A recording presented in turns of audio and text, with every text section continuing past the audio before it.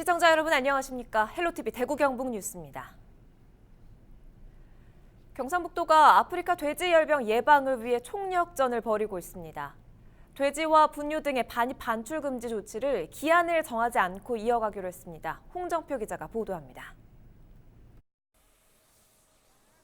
지난 3일 김포 통진읍에서 추가 발병이 확인된 지 엿새 만에 14번째 아프리카 돼지열병이 경기도 연천에서 발생했습니다.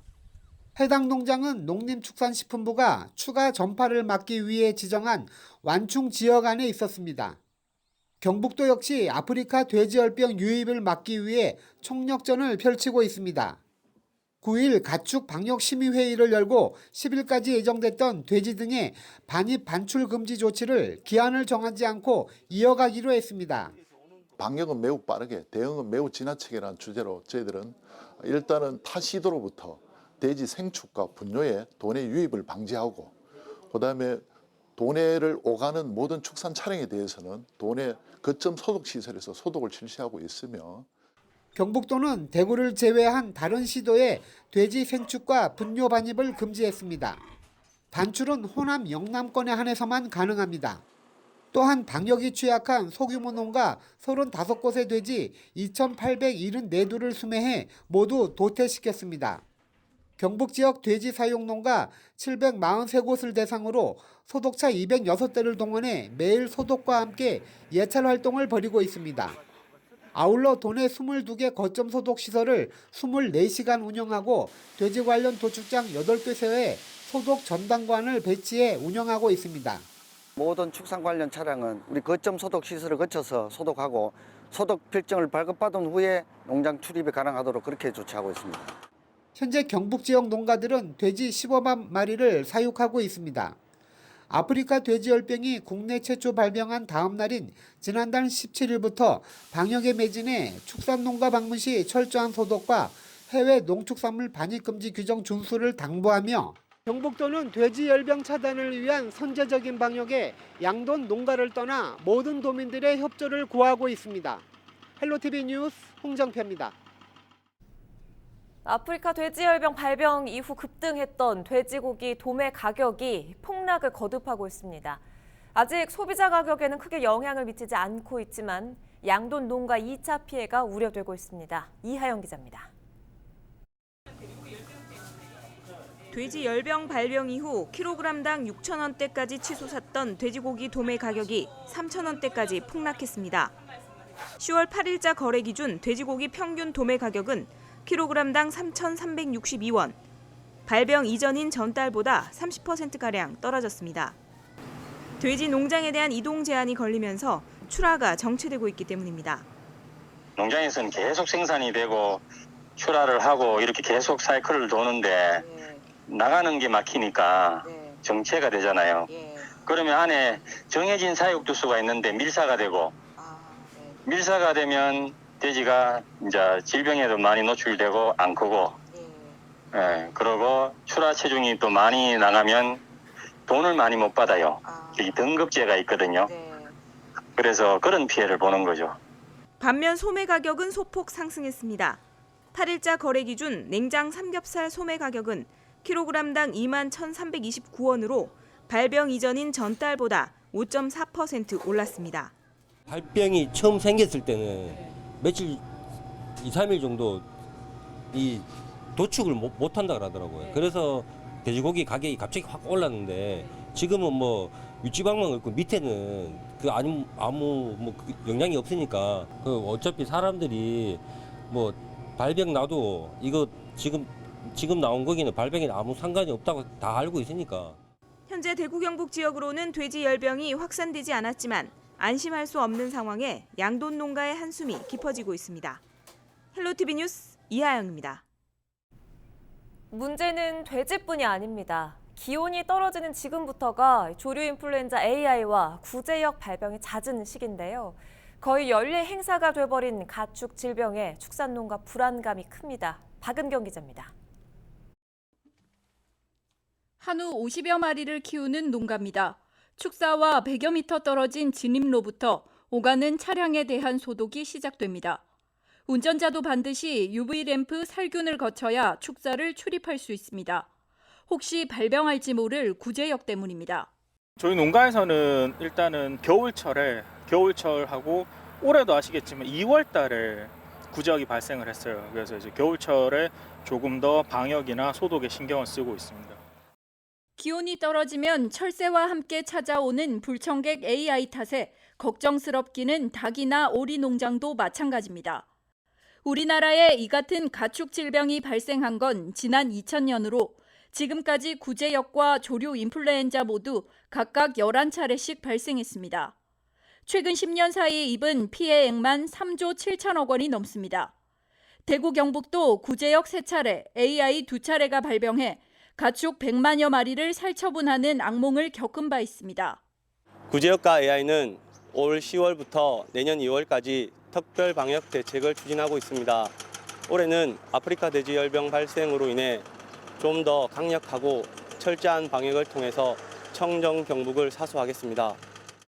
해마다 반복되는 가축 질병, 철저한 방역 체계를 마련해 축산 농가 피해는 물론 국가 예산 낭비를 줄여야 한다는 목소리가 높습니다. 헬로티비 뉴스 박은경입니다.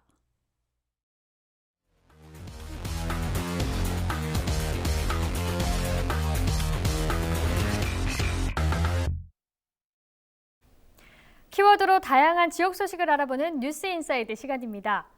날씨가 다 했다라는 말 들어보신 적 있으신가요? 요즘 여행지에서 찍은 사진을 SNS에 올리면서 많이 적는 글입니다. 정말 말 그대로 야외 활동하기에는 딱 좋은 가을인데요. 그래서 오늘의 첫 번째 키워드는요. 사색하며 걷기 좋은 길로 정해봤습니다. 오는 12일 경북도청 신도시에서 걷기 대회가 열리는데요. 단풍나무길과 천년숲 등 4.5km 구간을 이웃들과 함께 걸으면서 담소를 나눌 수 있습니다. 중간중간에 비눗방울 놀이, 우드 펜시, 풍선 아트 등의 체험 부스도 운영된다고 하니까요. 가족, 연인과 함께 가을길 걸어보시는 것도 좋을 것 같습니다. 조금 더 북쪽으로 올라가 볼까요? 영양의 웨시버선길과 봉화 낙동강 세평하늘길이 걷기 여행 축제 공모에 선정됐습니다. 공모에 선정되면 한국관광공사로부터 2천여만 원의 예산을 지원받을 수 있는데요. 영양 웨시버선길은 청송, 영양, 봉화, 영월 이 4곳을 연결하고 있습니다. 봉화 세평하늘길은 총 12.1km의 장거리 코스로 산타마을에서 석포면 승부역에 이르는 힐링 도보 여행 코스로도 유명합니다. 이어서 두 번째 키워드는요. 2019 국정감사입니다. 대구 경북 주요 기관에 대한 국정감사가 7일부터 시작됐는데요. 국회 행정안전위원회는 10일 대구시를 상대로 대구 경북 통합신공항과 대구 취수원 이전 문제 등을 점검합니다. 이와 함께 대구시청 신청사 건립에 대한 질의가 이어지면서 환경노동위원회에서는 대구 이월드 안전사고에서 드러난 문제점과 영풍 석포재련소 환경 문제, 의료 폐기물 불법 보관에 대해서도 점검할 예정입니다. 대구지방경찰청 국감에서는 개구리 소년 실종 사건과 같은 장기 미제 사건, 성매매 집결지 자갈마당과 관련한 수사의 진척 상황에 대한 질문이 나올 것으로 보입니다. 국회 법제사법위원회는 11일 대구고법, 대구지법, 대구가정법원 등을 대상으로 국감을 실시하고 14일에는 대구경북교육청과 대학기관이, 17일에는 한국은행 대구경북본부와 포항본부, 대구국세청에서 국감이 열립니다. 다음 세 번째 키워드입니다. 전국체전 성료, 바쁜 경북입니다. 서울에서 열린 제100회 전국체전이 10일 폐막합니다. 9일까지만 해도 4위에 머물렀던 경북이 뒷심을 발휘하면서 이번 체전의 목표였던 전국 3위를 달성했는데요. 내년 전국체전 개최지로 선정된 경북은 이 목표 달성의 기쁨을 뒤로하고 벌써부터 내년 체전 준비 작업에 돌입했습니다. 이번 전국체전에서 경북은 70여 개의 금메달과 은메달을 획득해 서울과 경기 다음으로 종합 순위 3위를 기록했습니다. 내년 10월에 열리는 101회 전국체육대회는 구미시 인근에 있는 12개 시군에서 펼쳐지는데요. 1995년 포항시, 2006년 김천시에 이어서 세 번째로 경북에서 개최됩니다. 경북도는 정치, 경제, 문화, 언론 등 각 분야 140여 명의 전국체전 조직위원회를 출범하고 11일 창립총회에서 준비 상황 보고회를 개최할 예정입니다. 이번 전국체전에서 경북은 홍보관을 따로 운영해서 내년 전국체전 엠블럼과 마스코트인 세로미와 행복이를 처음 선보였다고 하는데요. 머리에 하트 문양이 새겨진 이 마스코트는 경북의 변화와 젊음을 표현하는 초록색, 또 열정을 뜻하는 붉은색의 캐릭터로 만들었다고 합니다. 새로운 100년을 이어갈 101회 전국체전 기대해 보겠습니다. 지금까지 뉴스인사이드였습니다.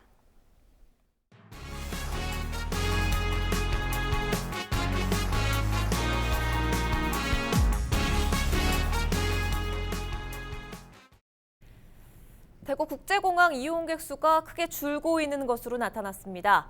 한국공항공사 대구지사는 지난달 대구공항을 다녀간 승객은 모두 30만 8천여 명으로 전달보다 11만 2천여 명이 감소했다고 밝혔습니다.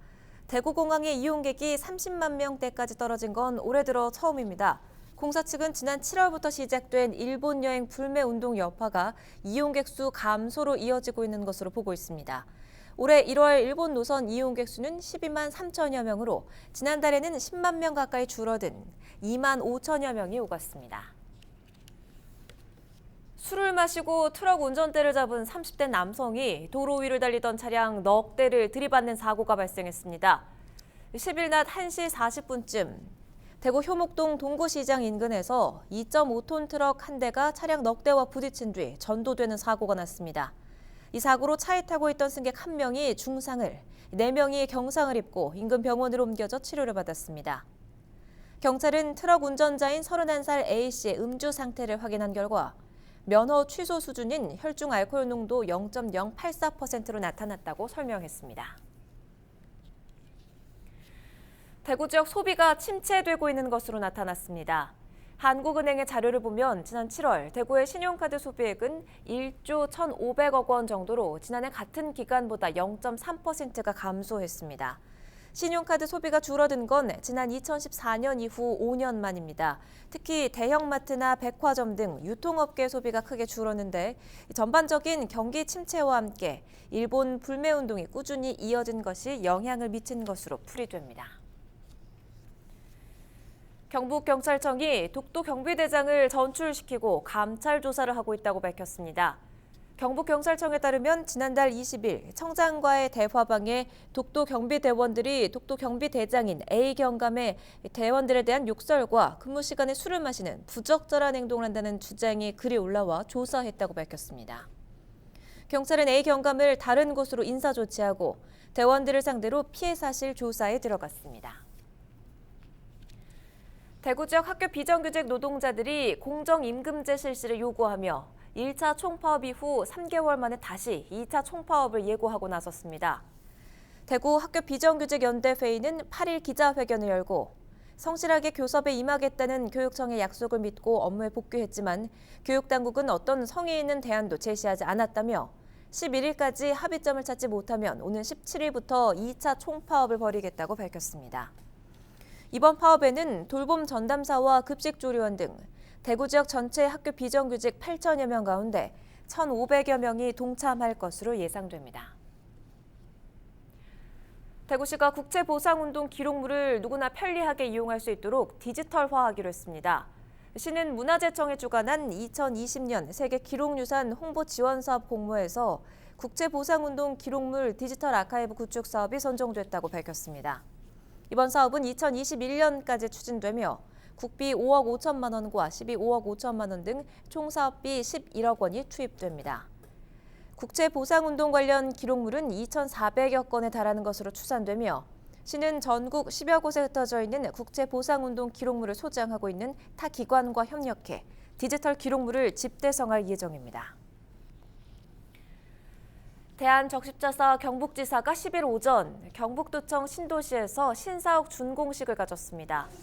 대한적십자사 경북지사는 1986년 대구지사에서 분리되면서 70여 년간 대구시에서 인도주의 사업을 전개해왔으며 경상북도 청사 이전과 함께 경북도청 신도시로 이전하게 됐습니다.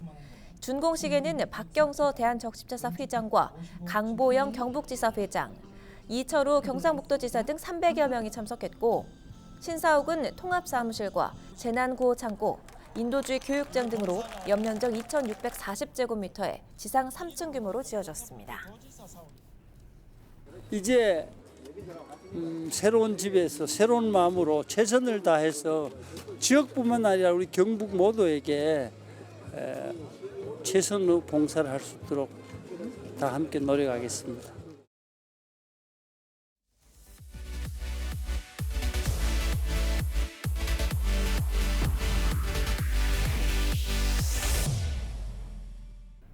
제100회 전국체전이 닷새간의 열전을 마무리하고 폐막했습니다. 오는 15일부터는 전국 장애인체전이 열리는데요. 체전을 보다 색다르게 즐길 수 있는 곳이 있습니다. VR로 즐기는 전국체전. 이지은 기자가 현장에 다녀왔습니다. 울퉁불퉁 산길을 빠른 속도로 내달립니다. 전국체전 정식 종목 중 하나인 MTB. VR 기기만 착용하면 누구나 MTB 선수가 될 수 있습니다. 자, 이제 조금 더 빨라질게요. 네, 실제 하는 것처럼 실감나서 좀 무섭긴 했는데 재밌었어요. 시원스럽게 물살을 가르는 웨이크보드. 물 위의 작은 움직임에서부터 뺨을 스치는 바람, 아찔한 속도감까지 실감나게 체험해봅니다. 가상현실이 아니라 현실 같아요. 이런 걸 보면서 앞으로 과학기술이 발전하면 엄청난 새로운 세상이 올 텐데. 한 발 한 발 조심조심. 떨어지는 거야. 다른 부분 하나, 셋. 가상현실은 75m 높이 다이빙 때의 짜릿함을 온몸으로 느끼게 해줍니다. 야구와 양궁, 볼링까지 전국체전 ICT 체험관에선 체전 10개 종목을 누구나 쉽게 즐겨볼 수 있습니다. 체험 비용은 모두 무료입니다. 전국체전 ICT 체험관은 체전 폐막 후 잠시 휴관하다 오는 15일부터 19일까지 이곳 잠실 종합운동장에서 다시 문을 엽니다. 헬로티비 뉴스 이지훈입니다.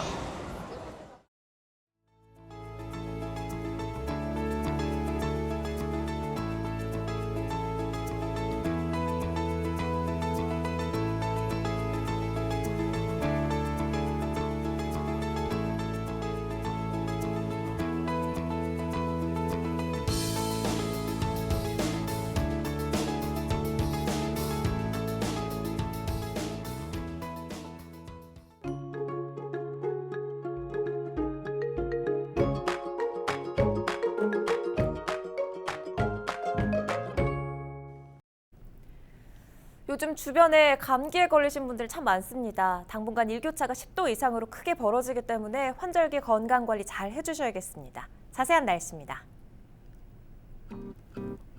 11일 금요일 날씨입니다. 하늘에 구름 많이 지나겠습니다. 대기 확산은 원활해서 공기질은 무난하겠고요. 기온은 아침에 10도로 시작해 한낮 기온 24도가 예상됩니다. 아침과 저녁에는 크게 선선함이 감돌면서 일교차가 크게 벌어집니다. 체온 관리에 각별히 신경을 쓰셔야겠습니다. 주간 날씨입니다. 아침 기온이 10도 선으로 뚝 떨어지겠습니다. 한낮에도 20도 선에 그치면서 선선하겠습니다. 늦가을 일교차가 큰 날씨가 계속되겠고요. 주말에는 하늘에 구름만 조금 지나고 공기질도 깨끗해서 바깥 활동하기에 불편함 없겠습니다. 다음 주 초에는 기온이 큰 폭으로 떨어지면서 쌀쌀하겠습니다. 날씨 정보였습니다. 이상으로 헬로티비 대구 경북 뉴스를 모두 마칩니다. 저희는 언제나 여러분 곁에 있겠습니다. 시청해주신 여러분 고맙습니다.